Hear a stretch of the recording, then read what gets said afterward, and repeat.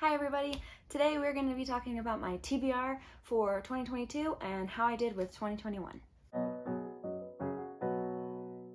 So for 2021, I had set a goal for myself to read 15 books, and I wanted all of those books to be Asian literature. I was able to actually read 17 books, which for me is actually great because I just am a slow reader, or I get preoccupied with other things, or jobs get in the way.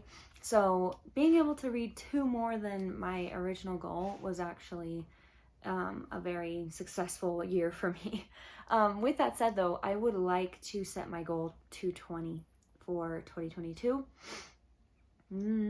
Maybe 23, maybe 25. I don't know.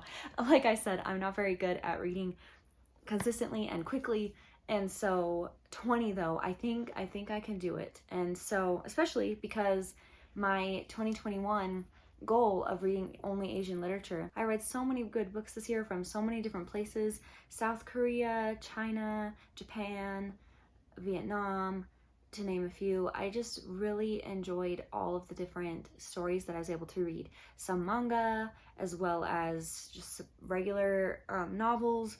And I also collected a fair amount of books that I didn't even get to read because there are a lot out there that I didn't even realize how many books were out there that look, have beautiful covers, that have intriguing stories and ideas that I was really interested in reading. And so I actually have so many that I didn't even get to by the end of this year. And so that just means that my 2022 TBR is gonna also still have a lot of Asian literature.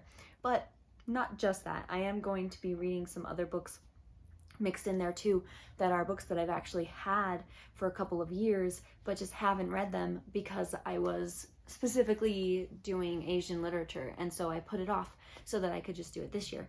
So I have just a couple here that I wanted to go through for 2022.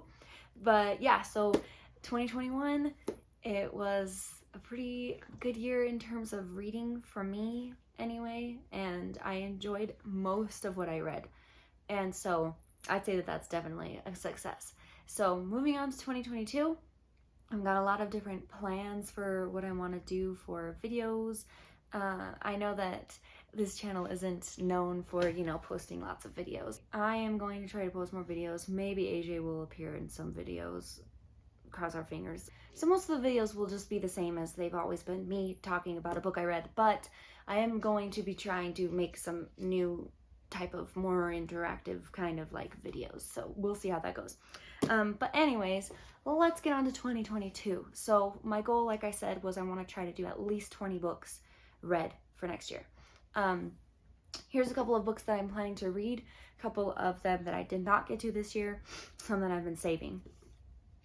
So the first one, Amy Tan, The Joy Luck Club. I just thought it looked really sweet, but just from the little tiny blurb on the back, I am intrigued. So I got that one. Want to read that one. The Downstairs Girl by Stacy Lee.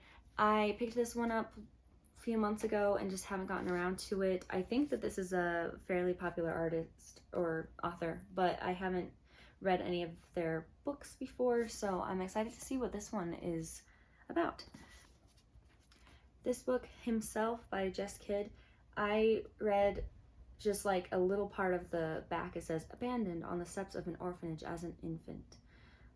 And right away I was like, oh, that's sad, but it made me want to read this book. So it doesn't take much to impress me or intrigue me, I guess. Sweet Sorrow by David Nichols. This one I actually wanted to get because he also wrote One Day, and One Day is actually a really special book for my husband and I. We both read it when I was in college and he was back at home, so we were reading it at the same time. And then there was a movie that came out for it, and so then later that year, after we'd both read the book, we watched the movie together, and we kind of made a tradition out of it to watch the movie almost yearly, almost annually. And so I want to read this one since it's from the same author, and it came out a couple years ago, I think, because it came out, I want to say 2020, but then I have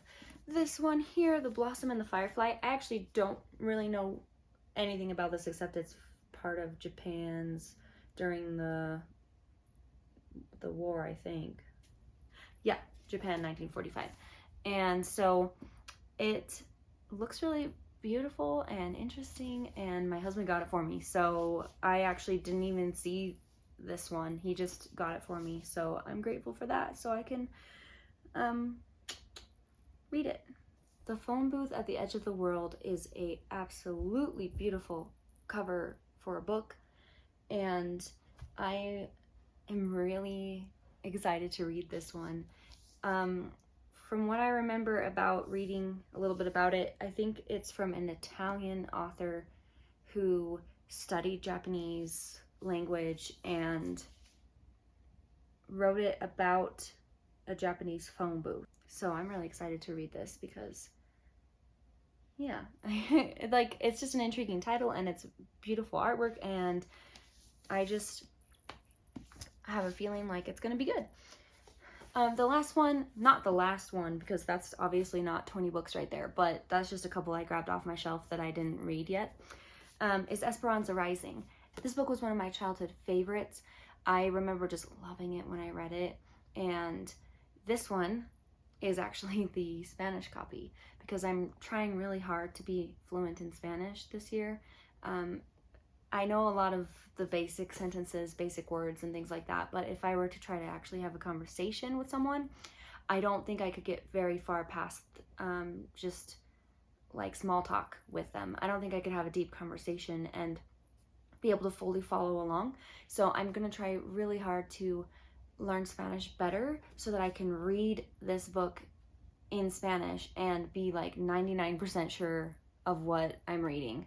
I want to be able to read it successfully, and just from opening the first page I get maybe, I could probably understand like 45 or 50% of the first page, and that's not enough to be able to have a full comprehension of a book. So I am going to set a goal to read this by, I want to try to read it in November of 2022. So we'll see if I'm ready by then. I'm going to be working really hard to be able to do that because I just really want to be able to read a book in Spanish, and why not have it be one that I absolutely loved as a kid and being able to experience it in a different way.